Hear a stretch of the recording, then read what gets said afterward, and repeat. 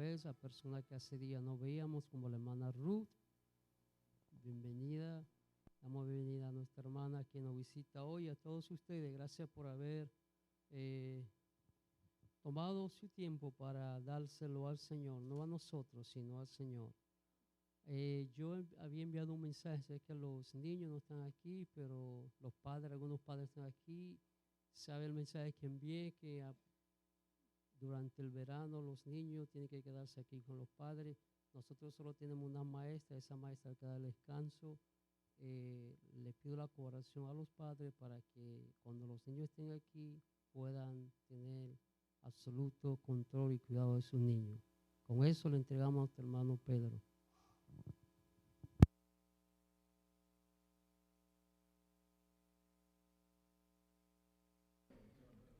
Qué bueno estar en la casa del Señor. Qué bueno cuando uno puede decir me siento en casa. Qué bien. Estaba deseoso de compartir esta palabra con ustedes esta tarde. ¿Nos ponemos en pie? Vamos al capítulo 20 del libro de los Hechos. Nos quedamos en el versículo 25 la semana pasada, pero para darle contexto, vamos a ir hoy del 26 al 31, si Dios quiere. Le damos contexto comenzando a leer en el 25, donde lo dejamos. Y ahora yo sé que ninguno de ustedes, entre quienes anduve predicando el reino, volverá a ver mi rostro. Por tanto, les doy testimonio en este día que soy inocente de la sangre de todos, pues no rehuí declararles todo el propósito de Dios. Tengan cuidado de sí mismos y de toda la congregación, en medio de la cual el Espíritu Santo les ha hecho obispos para pastorear la iglesia de Dios, el cual Él compró con su propia sangre. Sé que después de mi partida vendrán lobos feroces entre ustedes que no perdonarán el rebaño. También entre ustedes mismos se levantarán algunos hablando cosas perversas para arrastrar a los discípulos tras ellos. Por tanto, estén alerta, recordando que por 3 años, de noche y de día, no cesé de amonestar a cada uno con lágrimas. Padre, te pedimos en esta tarde tu bendición, tu aprobación, sobre todo tu palabra. Te pedimos, Señor, que tú toques nuestro entendimiento, el de cada uno de nosotros, incluyendo al predicador. Que seas tú, Señor, pasando un carbón encendido por mis labios y que seas tú hablando, haciendo y diciendo y trayendo a tu pueblo el consejo que tú entiendes que es el que todos necesitamos. Que podamos desarrollar ese amor pastoral que te hemos venido pidiendo desde el primer día que comenzamos con el primer versículo de esta carta tan importante en el libro de los Hechos. Te lo pedimos en el nombre de tu Hijo Jesús nuestro Señor. Amén.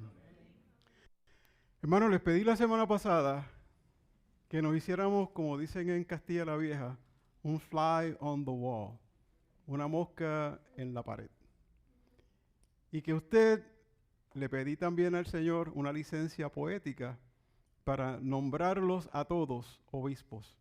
Esta es la carta, la única carta que se registra en todo el Nuevo Testamento, por lo menos lucana, de que Pablo le habla a la iglesia. No le está hablando aquí al gentil, no le está hablando aquí al judío, le está hablando a toda la iglesia, a toda la congregación. Usted se puede adueñar de esta palabra como si fuera un obispo, como si fuera un pastor. Por supuesto, hay unas cosas que le obedecen directamente al pastor y esas las entendemos. Pero aún así las podemos extrapolar a nuestras vidas. Vamos a tratar de seguir mirando estas cosas de cerca y creo que estamos en el grueso de esta carta.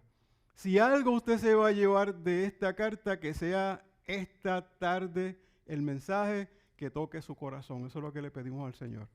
Fíjese que el versículo 26 comienza diciendo, yo le decía la semana pasada que habían unos 3 por tanto.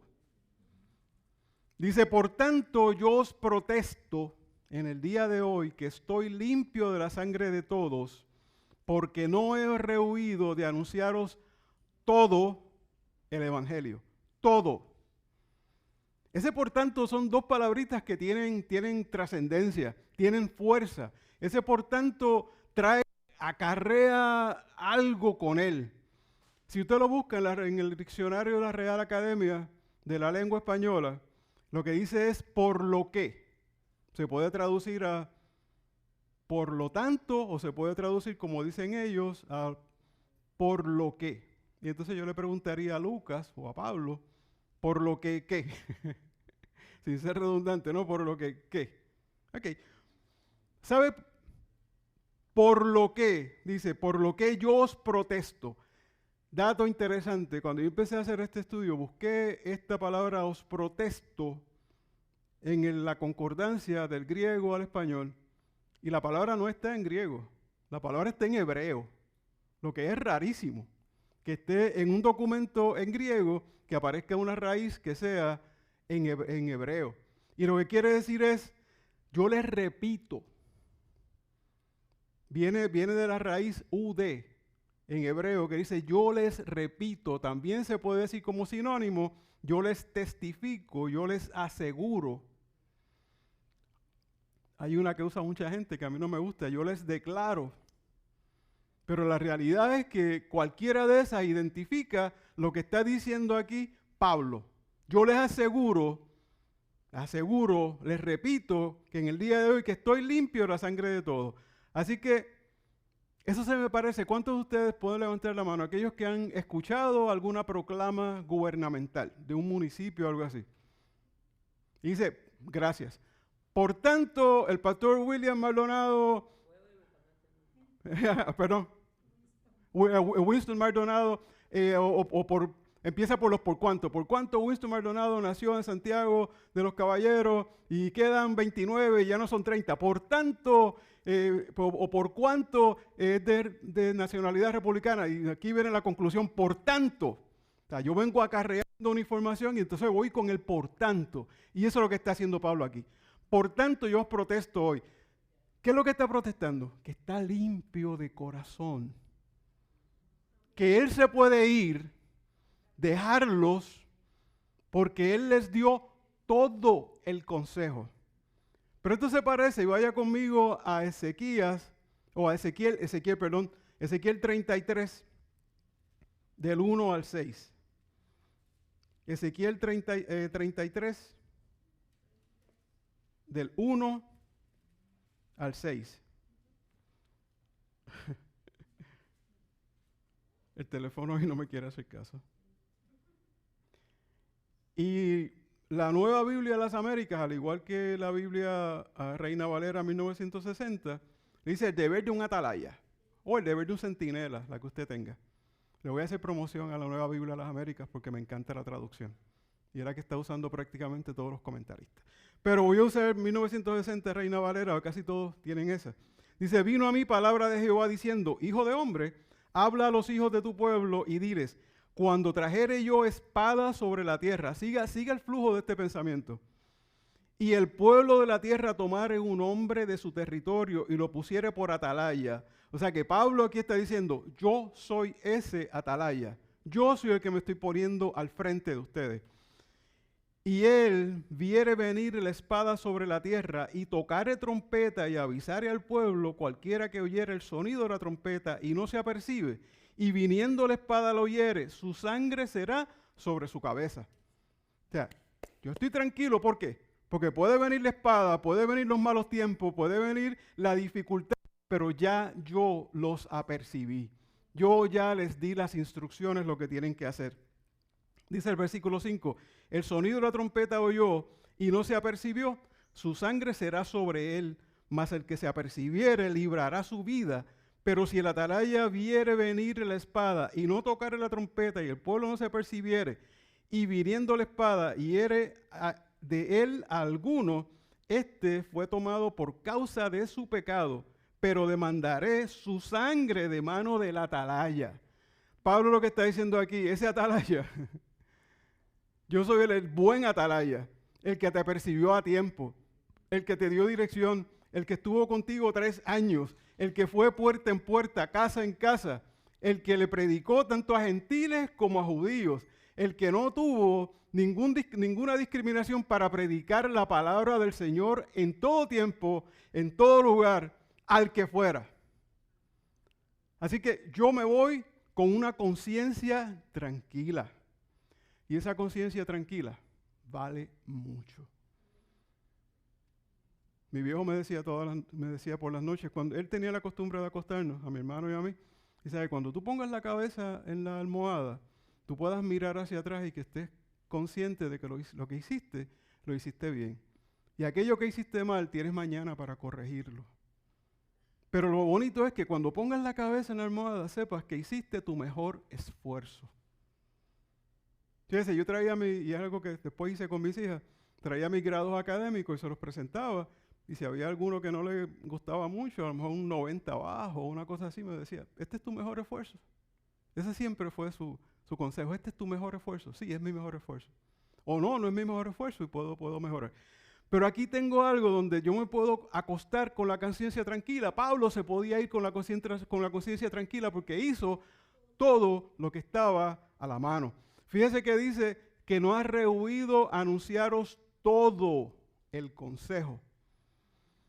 Ese todo el consejo tiene peso, tiene valor, porque Pablo podía dejarlos con la conciencia tranquila. Mire lo que dice Hechos 19, 9 al 10. Dice que Pablo instruyó a los efesios y a los de toda la región por más de 2 años utilizando el cuarto alquilado de la escuela de Tirano. ¿Se acuerda? Yo le dije hace una semana atrás que iba a regresar un momentito a esto. Y hay evidencias de que Pablo alquiló esa habitación en la escuela de Tirano por algunos 2 años y algunos meses, vamos a decirle 2 años nada más. Se dice que 6 días a la semana y 5 horas.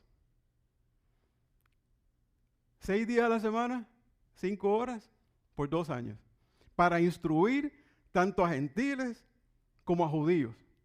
Al lado de la sinagoga, que los judíos tenían que estar bien contentos. Porque era para ofrecer todo el consejo de Dios. Si esto que yo le estoy diciendo es así, Pablo estuvo allí alrededor de 3,120 horas. Buen tiempo. Si fuera nada más que 5 días para darle la ventaja de que se tomó el weekend libre, que yo no entiendo que Pablo no hacía eso. Pero si fue 5 días, 5 horas, por 52 semanas que tiene el año, por 2 años, son 2,600 horas.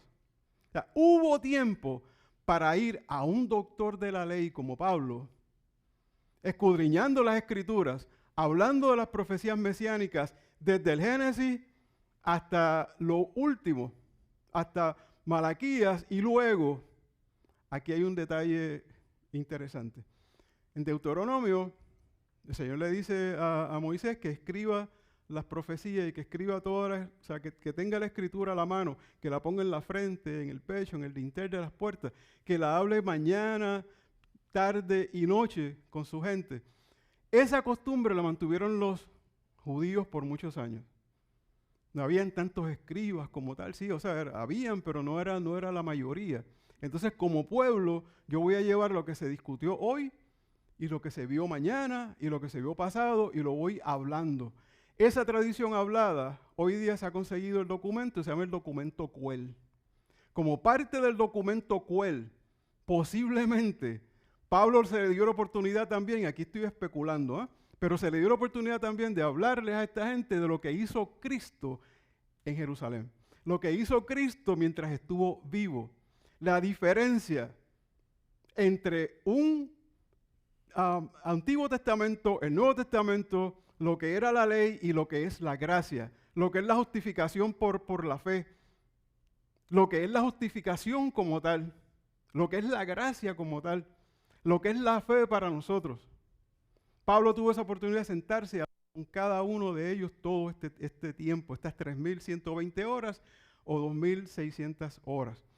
Así que voy a hacer un mini paréntesis, porque quiero decir que hay mucha gente hoy que debería presentar todo el consejo de Dios. Y me refiero a evangelistas, me refiero a predicadores, me refiero a pastores, obispos, el que se para aquí detrás de maestros, sí, el que se para aquí detrás del púlpito. Y todo el consejo de Dios quiere decir the good, the bad, and the ugly. Lo bueno, lo no tan bueno, y lo no tan bueno. Aquellas cosas que nos gustan y aquellas cosas que no nos gustan del Evangelio. Porque en la Escritura el Señor nos apercibe de todo. Lo que nos puede pasar en un momento dado si no obedecemos. Y eso no es bonito. Y cuando el Señor nos habla, por ejemplo, en Romanos capítulo 1, versículo 18, sobre la ira de Dios. Sobre la ira de Dios. Ay de mí, si yo me paro aquí y no le hablo a ustedes y le traigo el mensaje, si me tocara, sobre la ira de Dios. ¿Por qué? Porque no se oye bonito. No, pero la podemos vivir, lamentablemente, si no seguimos todo el consejo del Señor. Si no escuchamos todo lo que el Señor nos tiene que decir. Por otro lado, mucha gente quiere escuchar lo que les conviene. Entonces siguen falsos maestros. Siguen falsas doctrinas. ¿Por qué? Porque no están, cuando uno no predica todo el consejo de Dios, gracias a Dios como se hace en esta iglesia, cuando no se predica todo, la gente no puede echar raíces en el Evangelio.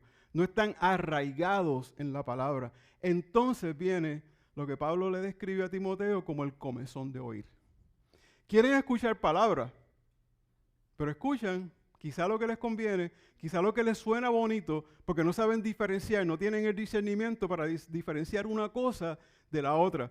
Vaya conmigo a 2 de Timoteo capítulo 4, versículos 3 y 4. 2 de Timoteo,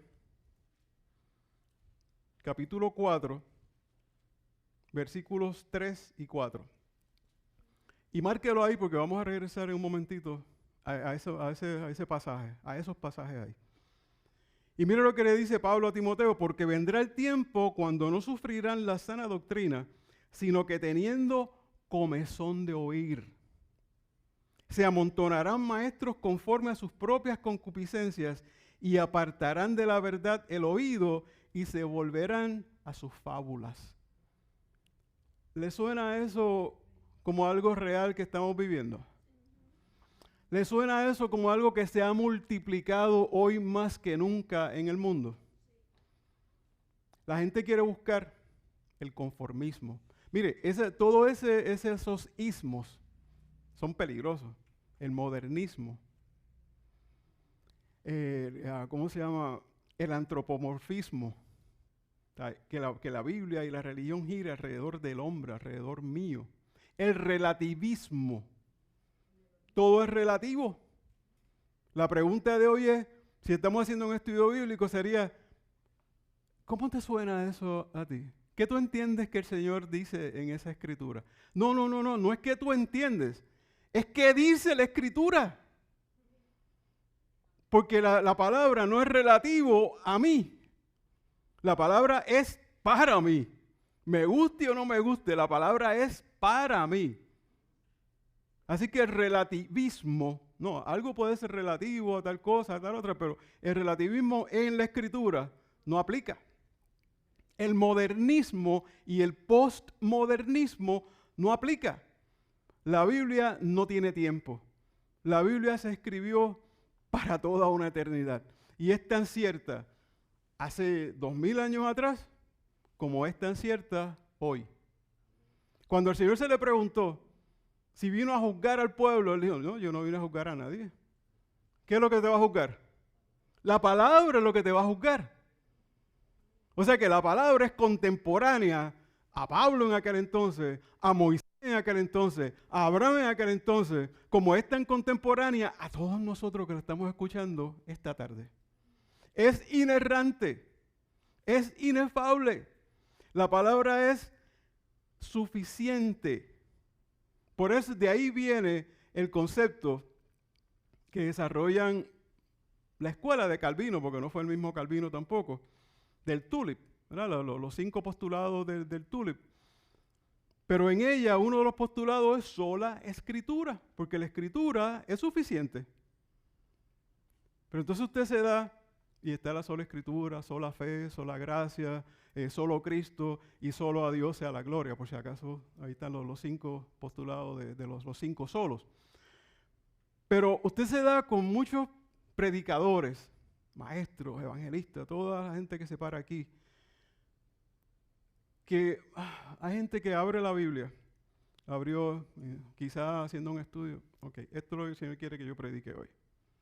No, esto no es lo que el Señor quiere que tú prediques hoy, de esa manera no. Hay otra gente que viene y abre la Escritura y te menciona un versículo. Y tú dices, ok, chévere, por aquí vamos. Pero de ese versículo es lo menos que te hablan, porque no te hicieron una exégesis del versículo, no hicieron una hermenéutica del versículo, no usaron la teología sistemática en el versículo, no usaron la teología bíblica en el versículo, no hay una secuencia. Entonces te sacan un montón de versículos fuera de contexto para ellos entonces poder sustentar el planteamiento que ellos querían traerte, la idea que ellos querían traerte, y peor todavía, la que mucha gente quiere escuchar. Porque lo escucho porque me beneficia, porque me hablan de la prosperidad, porque me hablan de la multiplicación. Tú das 100 y el Señor te va a dar 1000, 10 veces. ¿Dónde está eso en la Escritura? Pero nos gusta escucharlo. Y aún así va a escuchar gente que le exige al Señor. Declaro sanidad sobre esta alma. Declaro, yo entiendo la buena fe. Yo entiendo la buena intención. Pero las declaraciones son para un rey. Y nosotros tenemos el Rey de Reyes y el Señor de Señores. Sobre esa declaración de Él no puede haber nada más. No puede haber una declaración de Pedro Lugo comparada con una declaración del Dios Todopoderoso. ¿Y qué tal si la enfermedad del hermano o la hermana, Dios lo está utilizando para su gloria? Lo está utilizando para un milagro y uno le está exigiendo que levante a fulano o levante a mengano. Y se olvida de aquello de Éxodo, capítulo 33, versículo 19, la segunda parte, donde dice, y tendré misericordia de quien quiera tener misericordia, y seré clemente con quien quiera ser clemente. Soberanía de Dios. Escuché a otra persona decir, hay que decirle a las situaciones, decirle que sí, como si fueran, las cosas como si fueran. No es un atributo de Dios. Dios le puede decir a todas las cosas, a lo que no son, como si fueran. A lo que no es, como si fuera. Sí, es un atributo de Dios, no mío. Eso está en Romanos 4:17. Romanos 4:17, cuando están hablando de Abraham, y dice Dios que le dijo a las cosas que no son como si fueran. Y dice claro, Dios que dijo. Pedro Lugo no puede decir eso. Yo no puedo hacer esa aseveración.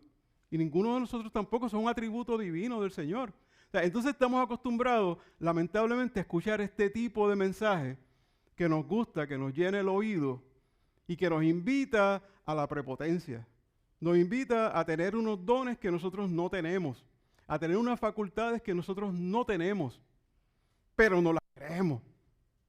Y nos lo dicen con esa, aseveran con esa fe de que las cosas se pueden hacer. No, eso no es verdad. Eso no es así. Mire, vaya, le dije que se quedara en 2 de Timoteo. Vamos a los versículos anteriores para que usted vea qué es lo que manda la Escritura, qué es lo que manda Pablo a Timoteo. Y se dice que este versículo del capítulo, de la segunda carta a Timoteo, capítulo 4, versículos 1 y 2, son la aseveración más fuerte que Pablo hizo en cualquiera de sus escritos. Así se dice por todos los comentaristas. Y no decir todos los comentaristas es mucho decir, porque los comentaristas no se ponen de acuerdo en nada. Dice, te encarezco delante de Dios y del Señor Jesucristo, que juzgará a los vivos y a los muertos en su manifestación y en su reino, que prediques la palabra, que instes a tiempo y fuera de tiempo, redarguye, reprende, exhorta con toda paciencia y doctrina. Fíjense lo que le está diciendo, predica la palabra. No me hables de otra cosa. Te paras aquí, invierte el tiempo en guiar a tu pueblo a través de la escritura que es suficiente, que es la palabra de Dios. La Biblia no contiene la palabra de Dios, la Biblia es la palabra de Dios. ¿Usted quiere hablar con Dios? Lea la escritura. Si usted lee la escritura, está hablando con Dios. Y entonces cuando uno dice predica la palabra, ¿a qué palabra me estoy refiriendo? A aquella que porque es que usted tiene que poner las cosas en contexto, ¿verdad? Se llama el exégesis. Usted la pone en contexto y aquí quizás no dice la palabra, pero en el capítulo anterior, en el capítulo 3, el versículo 16, que todo lo podemos recitar de memoria, dice que la palabra es útil para que toda palabra ¿es qué? Toda palabra es inspirada por Dios y útil para enseñar, para redarguir, para corregir, para instruir en justicia. Ahora, aquí hay algo que a todo el mundo se le olvida. ¿A fin de qué? A fin de que el hombre de Dios sea perfecto, enteramente preparado para toda buena obra. O sea, hay un propósito en eso. Entonces, cuando usted dice predica la palabra, esa es la palabra. La que aprendió de su madre Eunice y de su abuela Loida. Esa es la palabra que si usted va a ese mismo capítulo, el capítulo 3, usted va a ver que se está hablando de eso y del crecimiento de Pablo dentro de la Escritura desde su nacimiento prácticamente. O sea, él fue instruido en la palabra. Predica esa palabra, esa buena palabra, esa sana doctrina que tú aprendiste, esa es la que vas a predicar. Si tomamos seriamente el testimonio de Pablo, debemos decir que los predicadores que fallan de declarar todo el consejo, palabras bien pesadas las que voy a decir, pero son culpables de la sangre de todos. Hay una responsabilidad enormemente grande en predicar la palabra de Dios. El predicador que predica lo que la audiencia quiere oír y no todo el consejo, hiere tanto a su audiencia como a ellos mismos. Eso está fuerte. Eso está fuerte, pero también nos enseña algo ese versículo. Es que nosotros tenemos que arraigarnos, meternos en la Escritura. No podemos escuchar cualquier cosa y a cualquier persona y creer cualquier interpretación. Pero para eso tenemos que pedirle discernimiento al Espíritu Santo y hacer nuestra asignación. Porque lo que nos envió el Señor fue a que estudiáramos, a que leyéramos la Escritura o que ¿qué? Escudriñar las Escrituras, porque en ellos vas a encontrar ¿qué? La vida eterna. O sea, pero es escudriñar la Escritura. Tanto hablamos de los de Berea, capítulo 17 del libro de los Hechos. Hablamos tanto de la gente de Berea, que sí se paró y sí le dijo a Pablo, time out, y eso lo estoy parafraseando, time out, pero déjame ver qué es lo que está diciendo, a ver si eso está en la Escritura. Pero nosotros no lo hacemos. Nosotros lo único que hacemos es que venimos el domingo a la iglesia, escuchamos el mensaje, qué bonito estuvo, nos vemos la semana que viene, y aquí hermano Pedro, el mensaje estuvo bien lindo, y la semana que viene yo me atrevería, si el pastor un día me da el permiso, le paso un papelito y le hago 3 preguntas del mensaje de la semana pasada. A ver de cuánto se acuerdan. Porque es ponerlo en práctica. No es escuchar la palabra, es escudriñar las Escrituras. Usted está leyendo un pasaje en su casa. Está leyendo estos 4 o 5 versículos en su casa. Busque un diccionario bíblico, busque un comentarista bíblico, busque una concordancia del griego al español, cosas así, la concordancia Strong, que de todos deberíamos tenerla. ¿Tiene duda en una palabra? Coteje, chequea, a ver si es verdad. Y el Señor le va a dar el discernimiento que usted entienda la palabra. Mira lo que dice el versículo 28. Aquí viene el segundo por tanto. Por tanto, mirad por vosotros y por todo el rebaño que el Espíritu Santo os ha puesto por obispos para apacentar la iglesia del Señor, la cual Él ganó por su sangre. Segundo, por tanto, el primero, si usted lleva una trayectoria de lo que Pablo está hablando, cuando empezamos en este capítulo 20, yo le empecé a hablar de la perspectiva, de la retrospectiva de Pablo. Y aquí está haciendo lo mismo, Aquí está yendo a su vida. El primer por tanto fue de él, fue de su vida. Por tanto yo tengo la conciencia limpia. Ahora este por tanto es para ustedes. Pero es para ustedes que están aquí de frente, que están ahí parados, escuchando a Pablo, hablándoles, como yo le dije la semana pasada, a cada uno de ustedes. No es para mí solamente, no es para el pastor solamente, es para todos los que están aquí sentados. Por tanto, yo estoy limpio, pero ahora mira por vosotros. ¿Por qué? Porque ustedes tienen un estándar bien alto. Como obispo o como pastores, tienen un estándar bien alto. Ustedes fueron escogidos, seleccionados por el Espíritu Santo con una métrica que me la dieron en Primera de Timoteo, capítulo 3, versículos 1 al 7, que aquí los proyectamos la vez pasada. Irreprensible. Casado con una sola esposa. La casa, que la maneje bien, porque si no maneja bien su casa, ¿cómo va a manejar la iglesia? Que sea un buen hospedador. O sea, tiene una serie de características que comprenden tu estándar como pastor. Pero como parte del cuerpo de Cristo, nosotros todos tenemos un estándar también. Todos los que están aquí, presumiblemente fuimos seleccionados desde antes de la formación de la tierra. Fuimos seleccionados desde antes que nosotros naciéramos. Como le dijo el Señor a Jeremías, antes que naciera, ya yo te conocí. Entonces, si Él me conoció, si me conoce desde tanto tiempo, ¿cómo es posible que yo no pueda mantener el estándar alto? Y para el pastor es importante saber, y a nosotros nos midan quizás de otra manera, tiene mucho conocimiento, eso todavía nos da más carga. Es más fuerte para uno. Y entonces tiene que mantener un testimonio personal, porque si la inteligencia y la capacidad y la habilidad de oratoria y todo lo más importante es el testimonio que usted pueda dar. Cuando usted falla, usted no ha escuchado que lo primero que le dicen es, ¿y eso que es cristiano? ¿Ah? Y si usted fallara como pastor de la iglesia, ¿qué es lo que va a decir el periódico? Pastor de iglesia choca un carro porque se quedó dormido. No dicen, eso no lo dicen de otra persona, no dicen fulano de tal, sí, fulano de tal se quedó dormido, pero no le incluyen el ingeniero fulano, el doctor sutano, no, pero si usted es pastor, sí, se lo van a incluir. Porque hay un estándar, hay una expectativa que la gente tiene de cada uno de nosotros. Usted no ha tenido gente que va a usted y le dice, ora por mí. Ora por mí, ¿por qué? Porque yo estoy más cerca de Dios. No, sí, Dios tiene hijos, no tiene nietos, tiene hijos. Todos tenemos el derecho de acercarnos al trono de la gracia para encontrar su divino socorro, ¿verdad? Todos tenemos.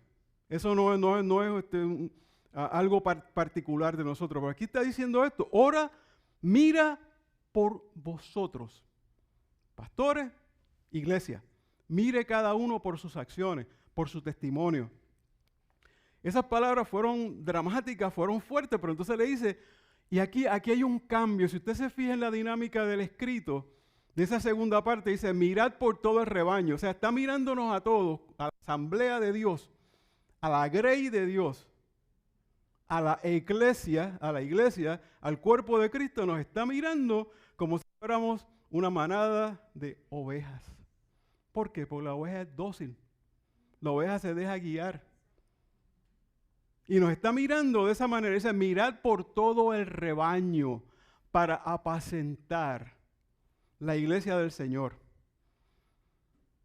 Para apacentar la iglesia del Señor. Ese apacentar viene del griego poimanino, que lo que quiere decir es, y se lo explico ahora, cuidar la iglesia, alimentar la iglesia. Y ese viene a ser la primera idea detrás de ser un pastor, es alimentar al pueblo de Dios. ¿Usted sabe quién lo describe mejor? Un pastor.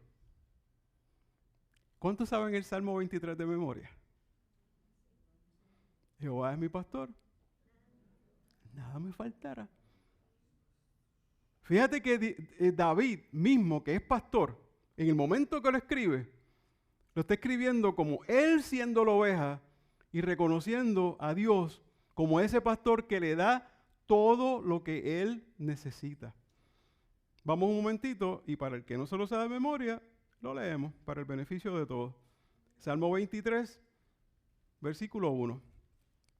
Dice, Jehová es mi pastor. Oye, la aseveración es, nada me va a faltar. Porque mientras ese pastor tenga cuidado de mí, yo puedo estar con los ojos cerrados, puedo estar con la patita rota, puedo estar pasando por la dificultad más grande, pero nada me va a faltar. En lugares de delicados pastos me hará descansar. Junto a aguas de reposo me pastoreará. Fíjate el cuidado que tiene. Junto a aguas de reposo, Él me va a llevar a los mejores pastos verdes.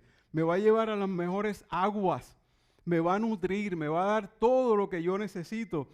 Y dice, confortará mi alma, me guiará por sendas de justicia por amor de su nombre, aunque ande en valle de sombra de muerte.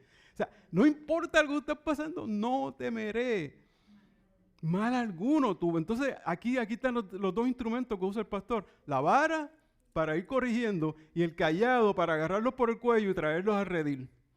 Así que una de las obligaciones de las ovejas es que se dejen pastorear.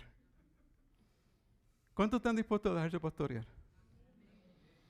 Porque a veces hay que usar la vara y hay que usar el cayado para traerlos. ¿Ah? Esa es parte de ser oveja. Vamos a dejarlo ahí en ese momento. El comentarista Stott, S-T-O-O-T-T, dice, ellos han de ser pastores de la iglesia de Dios. Poimano, apacentando, se refiere en general a atender un rebaño, en particular a dirigir el rebaño a pastos y alimentarlos. Aquí tienes las primeras dos funciones. Ahorita le voy a añadir una. Dirigir y alimentar. Dirigir y alimentar. ¿Por qué? ¿Por qué todo esto? ¿Por qué tengo que hacer todo esto? Porque es que el Señor ganó su iglesia con su propia sangre. Esto es un compromiso enormemente grande, porque la iglesia no le pertenece al pastor. La iglesia no le pertenece a los líderes. La iglesia le pertenece a Cristo, que por su sacrificio vicario, entiéndase por vicario sustitutivo, lo quitó a usted y se colocó Él. Y Él pagó nuestro pecado. Él nos sustituyó. ¿Acaso yo puedo decir, yo lo hice por mí? No, yo no puedo. Si yo no puedo, entonces la iglesia no es mía, la iglesia no me pertenece. Pero aquí podemos hacer un equilibrio enormemente precioso si entendemos dos cosas. Que las ovejas necesitan recordar, todos necesitamos recordar que Dios designó a un pastor para alimentarlo y guiarnos.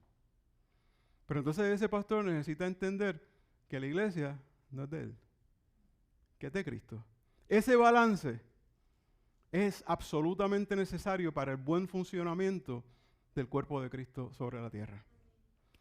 Dice el versículo 29, porque yo sé, y cada vez que yo leo eso como que it hit me, porque yo sé, ¿cómo es que Pablo lo sabe? Porque no me dice aquí que el Espíritu Santo se lo dijo en una visión, que se lo dijo de noche, o no, pero él dice, porque yo sé que después de mi partida entrarán en medio de vosotros lobos rapaces que no perdonarán al rebaño.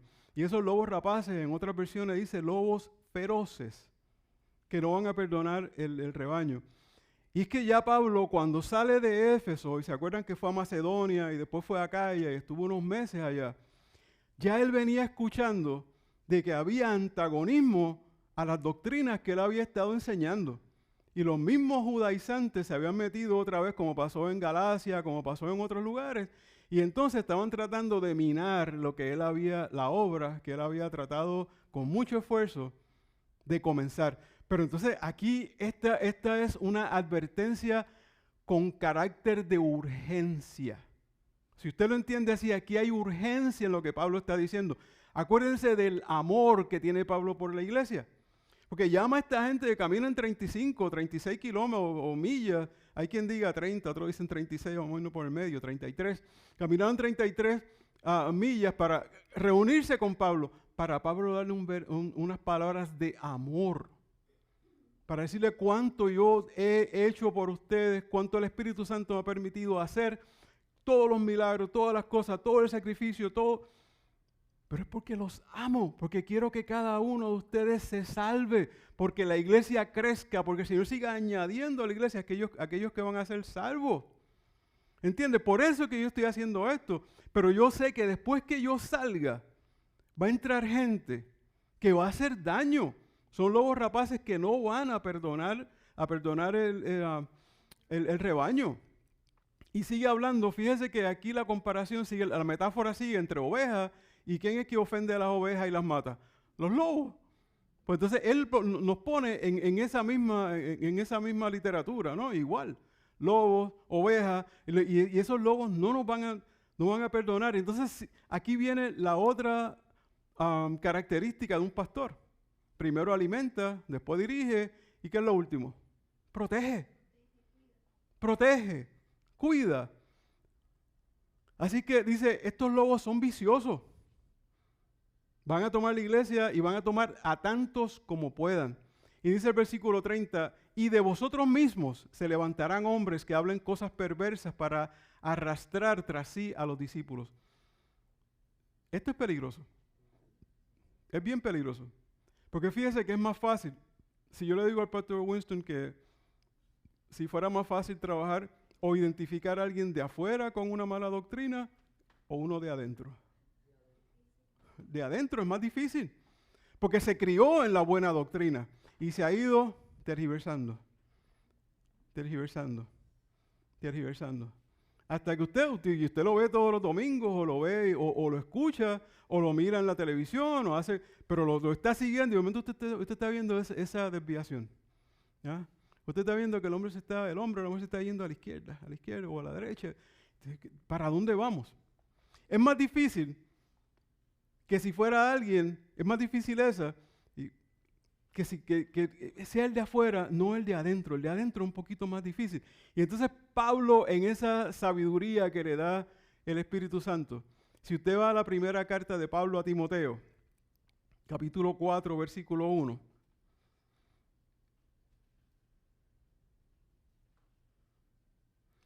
Pablo le advierte de lo que nos está pasando hoy día. Yo creo que hace como 2 años atrás prediqué sobre los últimos tiempos. Y sería interesante que algún día podamos desarrollar esa dinámica de los últimos tiempos. Y Pablo dice aquí, pero el Espíritu dice claramente, o sea, ¿quién dice? El Espíritu es el dueño de todo el Nuevo Testamento. Para nosotros el Espíritu es el que tiene que estar presente en toda nuestra vida. Es a quien le pedimos, es quien nos recuerda, es quien nos trae a memoria todas las cosas. Entonces el Espíritu dice claramente, o sea, el Espíritu habla.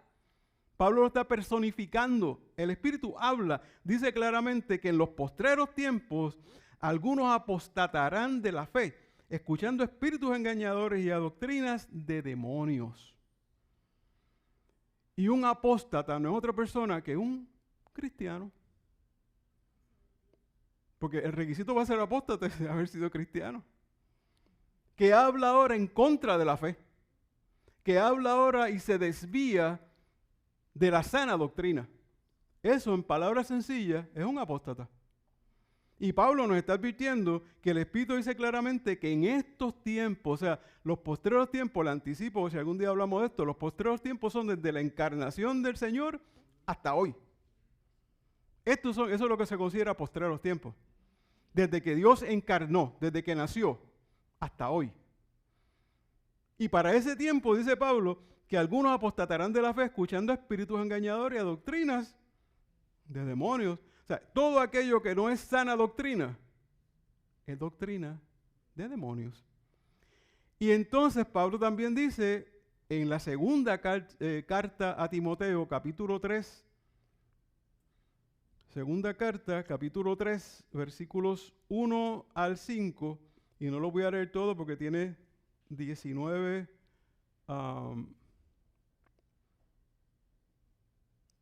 no, estoy incorrecto en la cita.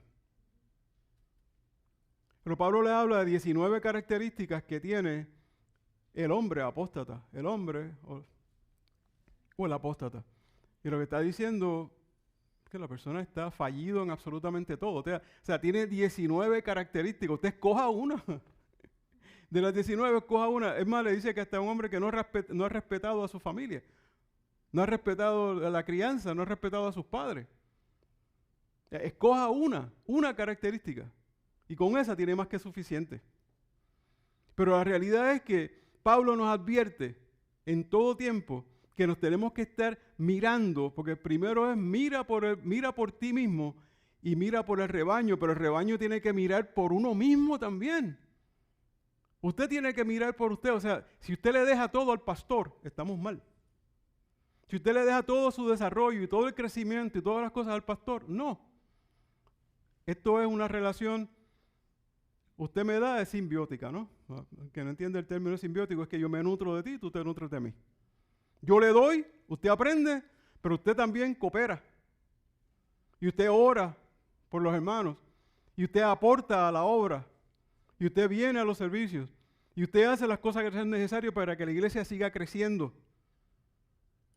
Entonces dice que esa gente va a hablar cosas perversas, pero el propósito de ellos pervertir la palabra no es otra que arrastrar tras sí a los discípulos. ¿Qué es lo que quieren? Si usted mira casi todos estos apóstoles que salen por televisión y todo, ¿acaso no son ególatras? Un ego que no cabe en este salón. ¿Qué es lo que quieren? Mucha gente que los admire, que le diga lo grande que son. Ya no es el centro de la Escritura, ya no es Cristo. La palabra no es cristocéntrica, es antropomórfica. Soy yo. Es el yo el que tiene que crecer. En vez de menguar para que el Señor crezca, es al revés lo que hace casi toda esta gente. Y todo lo que quieren es el reconocimiento. Esa es su motivación principal. Quieren seguidores y reconocimiento. Y vamos al último de los por tanto, versículo 31. Por tanto, y usted está consciente de que este por tanto tiene que ver con los pasados, ¿verdad? Mira lo que te dije primero, añádelo aquí. Mira lo que te dije segundo, añádelo aquí. Por tanto, velad, acordándoos que por 3 años, de noche y de día, no he cesado de amonestar con lágrimas a cada uno. Con esto resumo, Pablo dice, con esto prácticamente resumo las peticiones mayores que tengo para con ustedes. Este es el grueso de mi petición. Obviamente la semana que viene cerramos con broche de oro y usted va a ver otras peticiones, pero le está hablando de su comportamiento también. Mis manos las usé para ganar el sustento, todo lo demás. Pero aquí le está diciendo, por tanto, velad. Y esa palabra es pesada. Porque el pastor, ¿qué hace por sus ovejas? Vela. Fíjate que le pidió, primero le dice, tengo la conciencia limpia. Versículo 26. Me puedo ir mañana. En el segundo, por tanto, ¿qué le dice? Miren por ustedes y por el rebaño. O sea, el primero fue para mí. El segundo es para ti. El tercero es para todo el mundo, es velar. Función de cada uno que está sentado aquí mirándome. Velen por ustedes, velen por la iglesia, velen por su testimonio, velen por su bienestar cristiano, velen por su crecimiento en el evangelio. Cada uno es su responsabilidad el seguir creciendo todos los días. No esperen a que se le dé un curso especial de evangelismo, no espere a que se le lea toda la Biblia, lea, empiece a leer. Usted tiene duda, pregúntele al Espíritu Santo y Él le va a dar sabiduría también. Pero haga usted por usted, vele, eso es lo importante. Y Pablo le está diciendo aquí enfáticamente, cuiden a la iglesia por favor, como yo la cuidé por 3 años. No suelten la oportunidad, no den oportunidad a que entre el malo. No den oportunidad. Y eso nos está diciendo en esta tarde a cada uno de nosotros. Huye del pecado. Huye de la tentación. Huye de la oportunidad de pecar, de alejarte del Señor. Nos da la tentación de la vagancia, no quiero ir al servicio hoy. Huye de eso. Sacrificio lo hizo Cristo en la cruz. Nosotros optamos por hacer o por no hacer. Pero no es un sacrificio venir a la iglesia. Sacrificio es llevar a la cruz. Sacrificio es que te crucifiquen. Sacrificio es que te azoten. Sacrificio es que te quiebren huesos. Que te hieran arterias. Eso es sacrificio. Nosotros tenemos opciones. Y él le dice que acordándonos que por 3 años, mire por qué él le está diciendo esto. Y siga usted en la Biblia cada palabra que le voy a decir. Del versículo. Él le está pidiendo esto. Y le está pidiendo que tengan el mismo cuidado y la preocupación por el pueblo de Dios que él había tenido. Porque lo de él fue un cuidado por un periodo prolongado. Le dice por 3 años. Fue un cuidado constante, yo no he cesado. Fue un cuidado vigilante, yo he amonestado. Fue un cuidado universal, yo he ido a cada uno. Y fue un cuidado sincero. Me tomó lágrimas.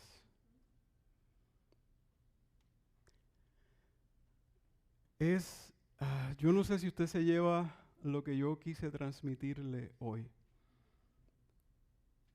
Pero aquí estos 5 versículos enmarcan prácticamente el grueso de esta carta. Estos versículos tienen la enseñanza más grande que usted pueda obtener de ellas. Empieza hablando por uno. Haga el análisis usted. Haga esa retrospección que hizo Pablo. Ponga las cosas en la justa perspectiva que las puso Pablo. Y al final, vaya a los por tanto, porque ya los por cuantos están arriba. Por cuanto hice mi reflexión, por cuanto puse las cosas en perspectiva, por tanto, debo tener la conciencia limpia. Por tanto, debo mirar por mí y debo mirar por mi iglesia. Por tanto, debo velar. Señor, añada bendición a su palabra. ¿Nos ponemos en pie?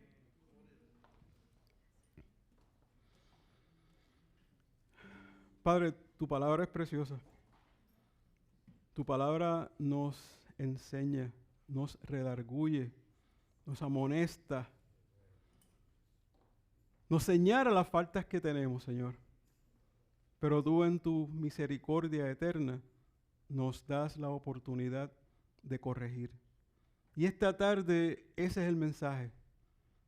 El mensaje es que miremos, que hagamos esa retrospección en nuestra vida, que pongamos nuestra vida en la justa perspectiva y que cuando estemos ya en esta recta final del análisis podamos ir a esos 3 por cuantos y aplicarlos a nuestra vida. Padre, que esa reflexión la podamos desarrollar en nuestros hogares, que seamos sinceros con nosotros y que seamos sinceros contigo, que podamos crecer en salud y en fe y en el Evangelio. Te lo pedimos en el nombre de tu Hijo Jesús nuestro Señor. Amén.